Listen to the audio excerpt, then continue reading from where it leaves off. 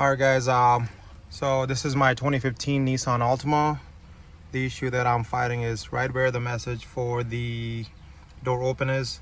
I get the message key ID error, see owner's manual. Key ID error, see owner's manual. So even you see I press this, nothing. Pressing the brake, nothing. Only my one turn works where all my aux, and this is the message basically. I key system error, see owner's manual. So as you see that, I cannot do anything, cannot start my car. So what I'm gonna do is I'm just gonna shut this off, and basically there's two faults to this. In my case, my battery is weak at the moment, so I'm actually charging it with my other car. So despite that, so the issue that I'm having right now is basically my 100 amp, 80 amp, 100 amp, 80 amp, 100 amp, this fuse, this cable that is connected somehow to this main box, or this main fuse box. This one is out. So I take the simple wire, I'm connecting it right here, bear with me, and the other end is gonna go right here. You saw that it sparked a little. Basically, if I don't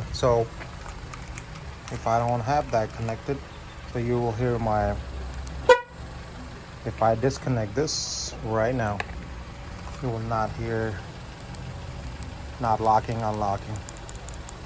So same thing.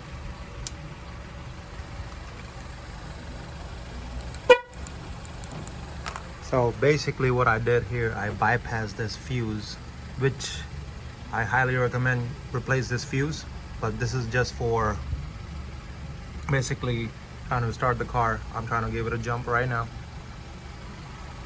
So that's the issue. I key system error, and there's the code. And the other common issue is this car, please make sure you check for any recalls on this hood latch. It's a free repair, but even after free repair, sometimes due to new technicians or lack of information, they connect it but don't click it.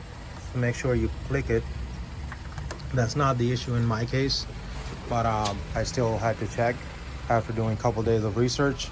So I'm basically waiting for this battery to be charged. As soon as it charges, I'm going to basically give it a shot and see. That's it. So make sure, don't freak out, because I was freaking out. I have this car parked here for more than a week. Finally got to it, and now after some research online, thanks to some people and some forums, so I was able to pinpoint what was the issue. This is my issue right now, and that happened after I had my starter replaced. So do that. Hopefully it'll resolve your problem, because it will for me. Thank you. I hope it was helpful to some other people.